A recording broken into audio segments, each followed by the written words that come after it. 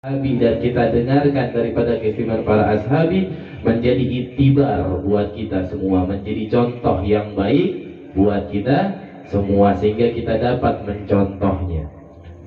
Ya, ketika Rasulullah SAW berkata seperti itu kepada seluruh para ashabi, akhirnya seluruh para ashabi berjanji kepada Rasulullah SAW, ya Rasulullah, kami berjanji kami tidak akan lagi mengulangi dosa kami ya Rasulullah, kami tidak akan lagi mengulangi yang namanya kesalahan kami ya Rasulullah, kami tidak akan lagi mengulangi yang namanya kelalaian kami ya Rasulullah, dan kami tidak akan lagi mengurangi yang namanya kehilafan kami ya Rasulullah. Ya Rasulullah, di dalam salat kami, di dalam ibadah kami, kami selalu berdoa kepada Allah Subhanahu wa ta'ala agar Allah matikan kami di barisanmu ya Rasulullah. Lalu bagaimana tatkala engkau tinggalkan kami ya Rasulullah? Lalu bagaimana tatkala engkau jauhi kami ya Rasulullah? Apalah artinya doa kami ya Rasulullah? Dengan engkau duduk bersama kami, dengan engkau berkumpul bersama kami, disitulah timbul keyakinan pada diri kami kalau doa kami dikabulkan oleh Allah Subhanahu wa ta'ala, kalau apa yang menjadi doa kami didengarkan oleh Allah Subhanahu wa ta'ala. Haza ashabi, lihat ini para ashabi Rasulullah sallallahu alaihi wasallam, maka pantaslah bagi diri mereka dikatakan sahibul jannah, dikatakan ahli surganya Allah Subhanahu wa ta'ala. Ya, berbeda dengan hamba-hamba zaman sekarang. Ya, ketika seorang gurunya, seorang habibnya menjauhi dirinya, malah ikut jauh. Ya, ketika habibnya mendiamkan dirinya ikut diam. Ya, tatkala habibnya hilang, dirinya juga ikut hilang. Ya, berbeda dengan doanya para ashabi Rasulullah sallallahu alaihi wasallam. Bisa gak kita seperti mereka? Ya, bisa gak kita seperti mereka? Bisa, asal kita mau benar-benar dan bersungguh-sungguh dalam mengikuti mereka. Ya, para ashabi Rasulullah SAW bukan tidak pernah tertimpa yang namanya ujian. Mereka juga sama tertimpa sama yang namanya ujian. Ya, namun ia tidak pernah menjadikan ujian tersebut untuk jauhnya dirinya daripada Rasulullah Sallallahu Alaihi Wasallam. Ia jadikan ujian yang ada di dalam hidupnya itu sebagai penyemangat di dalam hidupnya dalam keseriusan mendekati Rasulullah Sallallahu Alaihi Wasallam. Ya, musibah yang menimpa di dalam kehidupannya, ia menjadikan keseriusan dan kesungguhan bagi dirinya dalam mencintai Rasulullah Sallallahu Alaihi Wasallam. Ya, makanya sekarang ini banyak yang namanya bencana alam, tidak lain tidak bukan seperti yang Al-Fakir sampaikan di Banten, seperti yang Al-Fakir sampaikan sewaktu di PCS. Allah Subhanahu wa ta'ala ini saking sayangnya sama kita, nggak Allah bikin serentak di gempa bumi, nggak Allah bikin sekaligus di gempa bumi. Ya, Allah ini sekarang hakikatnya sedang memperhatikan kita semua, sedang melihat kita semua mau berubah atau kagak, mau berubah atau kagak. Ya, Allah turunkan gempa bumi di Cianjur. Ya, Beb, duduk Beb, Habib. Allah getarkan kota Cianjur, Allah turunkan bencana di kota Cianjur. Maksudnya untuk apa? Maksudnya untuk apa? Untuk mengingatkan kita semua tentang perkataan Rasulullah Sallallahu Alaihi Wasallam. Rasulullah SAW mengatakan ahlul baitil mustafa tuhuri hum amanul ard lil fazakirin. Ahlul baitku ini adalah lambang aman bagi penduduk bumi. Ya, tatkala hamba-hambaku, umat-umatku mau dekat, mau mengikuti dirinya, mau mencintai dirinya, maka ia akan mendapatkan keamanan dari Allah Subhanahu wa ta'ala. Ya, nah sekarang kita lihat, ya, maka pantaslah Allah Subhanahu wa ta'ala dikatakan maha mengetahui. Ya, pantaslah Allah Subhanahu wa ta'ala dikatakan maha melihat. Kenapa? Karena Allah melihat hanya sedikit umat yang dekat dengan Ahlul Bait, hanya sedikit umat yang mencintai Ahlul Bait, banyak umat yang jauh dari Ahlul Bait, banyak umat yang tidak mau melihat Ahlul Bait, tidak mau melihat Ahlul Bait tapi benci sama Ahlul Bait. Ya, padahal Rasulullah SAW nggak pernah benci sama Latif. Ya, Rasulullah nggak pernah benci sama Ruslan. Rasulullah nggak pernah benci sama Rafi. Ya, ketika Rasulullah melihat Ruslan berbuat dosa, Rasulullah bersujud kepada Allah. Ketika ia bangun daripada sujudnya, ia beristighfar kepada Allah. Ya, lalu ada apa dengan diri kita? Tatkala kita melihat kesalahan daripada Ahlul Bait, kejelekan daripada Ahlul Bait, keburukan daripada Ahlul Bait, kita caci maki kesalahannya, kita hina kejelekannya, kita ombar keburukannya. Sumpah na'udzubillah min zalik. Ya, kenapa kita balas Rasulullah SAW dengan sifat seperti itu? Ya, kalau ada orang yang mengatakan dirinya ini seperti layaknya seorang ashabi Rasulullah SAW, seharusnya sebelum ia berkata seperti itu, ia harus memahami, mengerti dan mengetahui terlebih dahulu seperti apa ashabi Rasulullah Sallallahu alaihi wasallam. Contohnya begini, Latif. Kalau ada orang mengatakan dirinya atau menyebut dirinya layaknya seperti Sayyidina Abu Bakar As-Siddiq. Ya, layaknya seperti Sayyidina Abu Bakar As-Siddiq. Ya. Kalau ia berani berkata dirinya layaknya seperti Sayyidina Abu Bakar As-Siddiq, maka dia harus melihat dong bagaimana Sayyidina Abu Bakar As-Siddiq kepada Rasulullah Sallallahu Alaihi Wasallam. Apakah pernah Sayyidina Abu Bakar As-Siddiq memfitnah Rasulullah? Apakah pernah Sayyidina Abu Bakar As-Siddiq menghina Rasulullah? Apakah pernah Sayyidina Abu Bakar As-Siddiq menjauhi Rasulullah? Apakah pernah Sayyidina Abu Bakar As-Siddiq tidak berakhlak dan beradab kepada Rasulullah Sallallahu alaihi wasallam? Kalau ada orang mengatakan dirinya layaknya seperti Sayyidina Abu Bakar As-Siddiq tapi menghina Rasulullah Sallallahu alaihi wasallam, mencaci maki Rasulullah Sallallahu alaihi wasallam, memfitnah Rasulullah Sallallahu alaihi wasallam, tidak berakhlak dan beradab kepada Rasulullah Sallallahu alaihi wasallam, maka itu dapat dikatakan Sayyidina Abu Bakar KW. Ya. Ya, kalau pengen jadi Sayyidina Abu Bakar As-Siddiq yang asli, ikuti Sayyidina Abu Bakar As-Siddiq. Ya. Dan kalau ada orang mengatakan dirinya layaknya seperti Sayyidina Utsman bin Affan, maka ikutilah Sayyidina Utsman bin Affan seperti apa kepada Rasulullah Sallallahu alaihi wasallam. Sayyidina Utsman bin Affan adalah seorang ashabi Rasulullah Sallallahu alaihi wasallam yang sangat-sangat tidak perhitungan kepada Rasulullah Sallallahu alaihi wasallam. Sayyidina Utsman bin Affan mengatakan apa?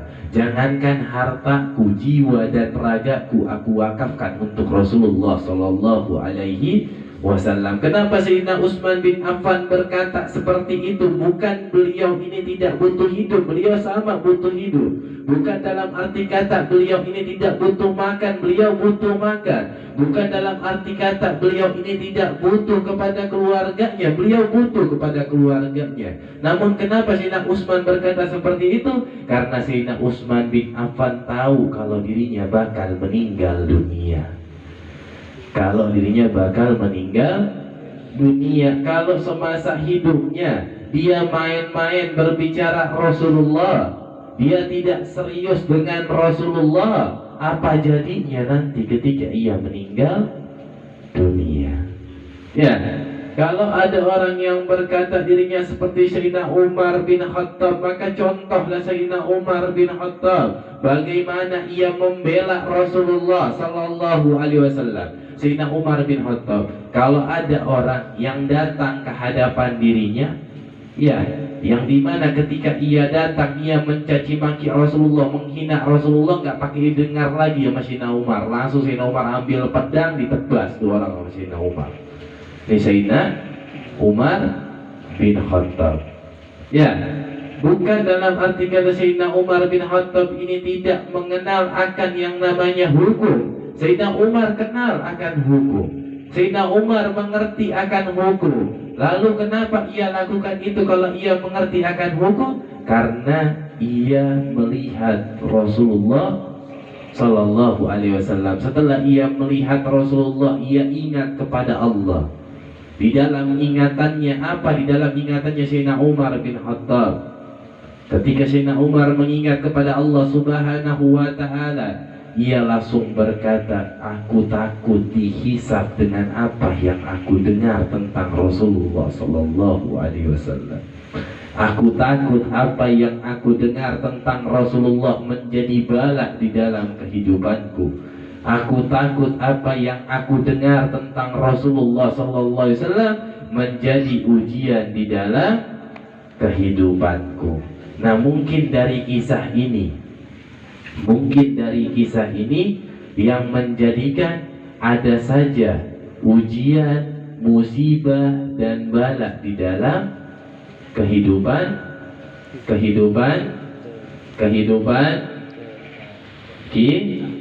kita.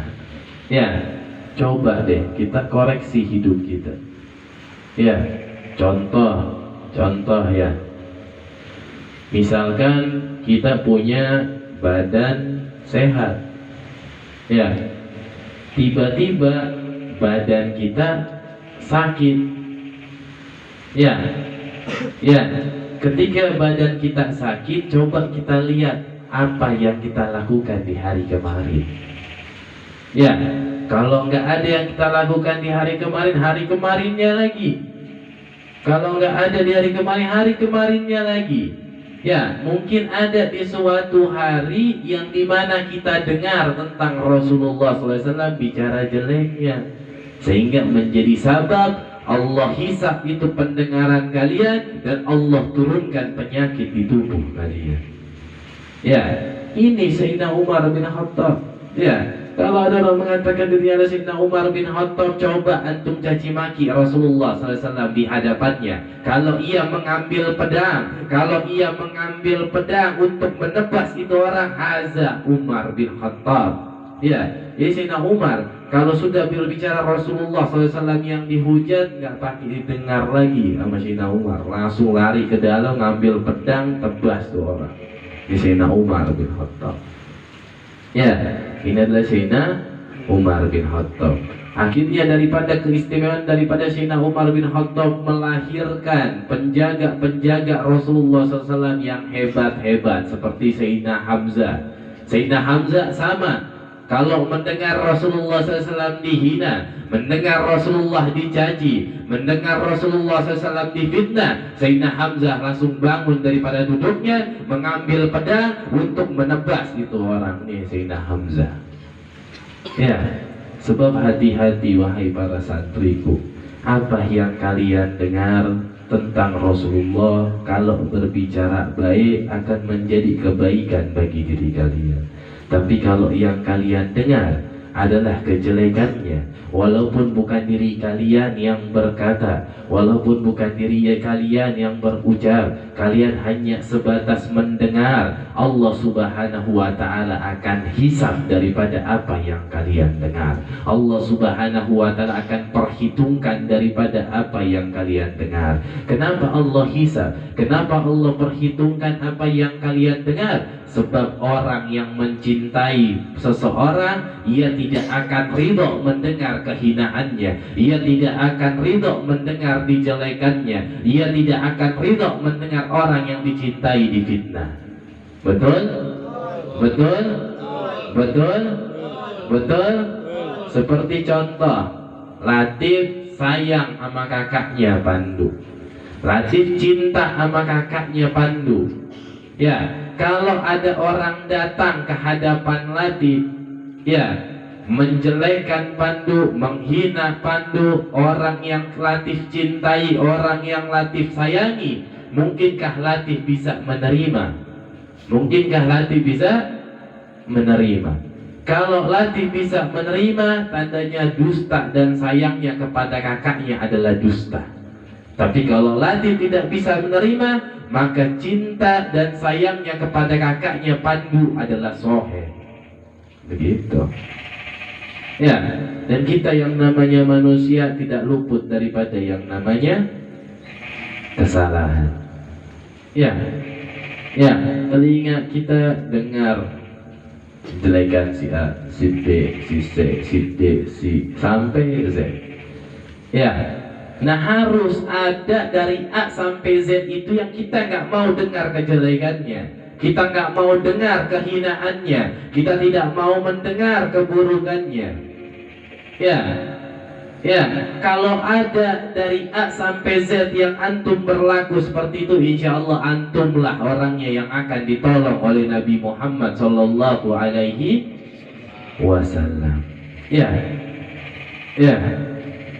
Ya, jadi kalau ada santri ya yang dengar ada orang dengar kejelekan guru, didengar ya, terus dia diam aja, dipertanyakan tuh kecintaan.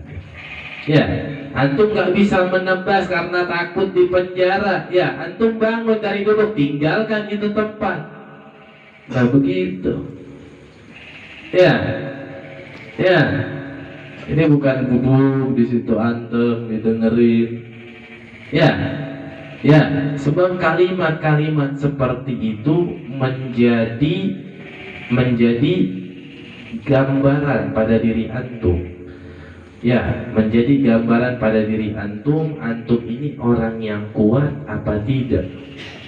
Banyaknya orang-orang zaman sekarang, satu mendengar kejelekan, tagoyah dia, berubah hatinya. Ya. Nah kalau kita bersifat seperti itu, maka tinggalkanlah, ya, tinggalkanlah tempat-tempat seperti itu. Ya, daripada kita tagoyar, ya, ya, ya. Jadi hanya itu jalannya untuk menyelesaikan bencana alam. Ya, Allah ini turunkan gempa bumi di Cianjur, Allah lihat kita di semua. Ada perubahan nggak? Oh ternyata masih sama, masih jauh juga, masih nggak mau dekat juga sama Ahlul Bait, masih nggak mau cinta juga, masih nggak mau juga memuliakan mereka.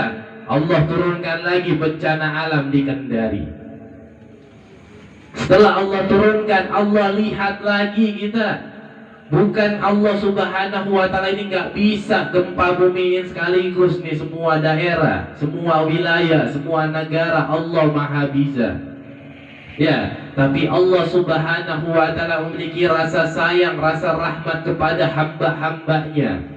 Ya, Allah turunkan dulu di sini, Allah lihat keseriusan kita, Allah lihat kesungguhan kita. Ternyata belum ada perubahan, padahal bukan memakan korban sedikit nih di bencana alam ini. Banyak orang meninggal dunia. Ya, banyak orang yang meninggal dunia, dan orang yang meninggal dunia di hari itu bukan orang sakit, orang sehat semua, orang segar semua. Tandanya kesehatan ini tidak menjadi jaminan kita hidup. Ya, di Cianjur berapa ribu orang meninggal. Ya, ya, dalam keadaan sehat. Ya, namun tidak menjadi pelajaran buat kita semua. Ya, akhirnya Allah turunin lagi di Kendari. Allah turunin lagi gempa bumi di Kendari.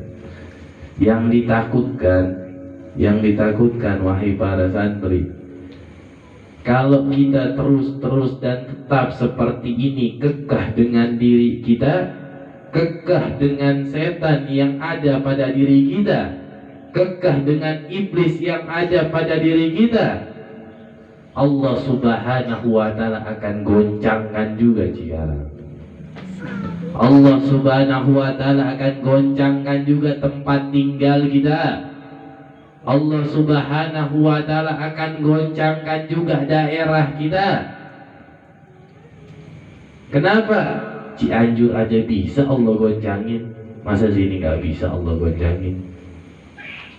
Ya, ya. Jadi perbaiki hubungan kita. Ya, ya. Kita pada saat ingin menghina yang namanya Ahlul Bait, ingat sama Rasulullah, ingat sama Allah, ya Allah juru saya muliain. Ya, dengan kalian bersifat seperti itu, hakikatnya kalianlah orangnya yang sayang kepada istri dan anak kalian. Ya, berapa banyak suami-suami yang berani sama cucu Nabi Muhammad SAW sehingga menjadi sabab istrinya berani kepada cucu Rasulullah, anaknya berani kepada cucu Rasulullah Sallallahu Alaihi Wasallam. Kalau suaminya sudah berani, istrinya sudah berani, anaknya sudah berani, maka dikatakanlah keluarga pendusta Nabi Muhammad Sallallahu Alaihi Wasallam. Summa na'udzu billah min zalik. Apalagi sekarang udah rame nih, ya udah rame tentang Imam Mahdi. Karena cirinya sudah ada, perselisihan di mana-mana sudah ada, gempa buminya sudah ada, fitnahan di mana-mana sudah ada, ya. Dan di Arab Saudi sudah dibangun gedung-gedung pencakar langit, ya, ya, ya. Ya, nah tanda-tandanya sudah tinggal menunggu Imam Mahdi dibaiat. Tinggal menunggu. Kalau Imam Mahdi sudah dibaiat, ya, diri kita masih dikuasai dengan setan, diri kita masih dikuasai dengan iblis. Ya, kira-kira kita jadi pengikut Imam Mahdi atau jadi pengikut Dajjal? Jadi pengikut?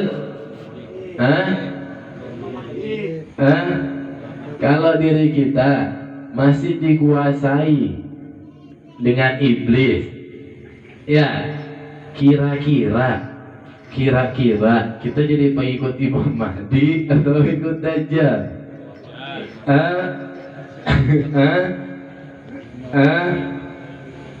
Jadi pengikut Dajjal.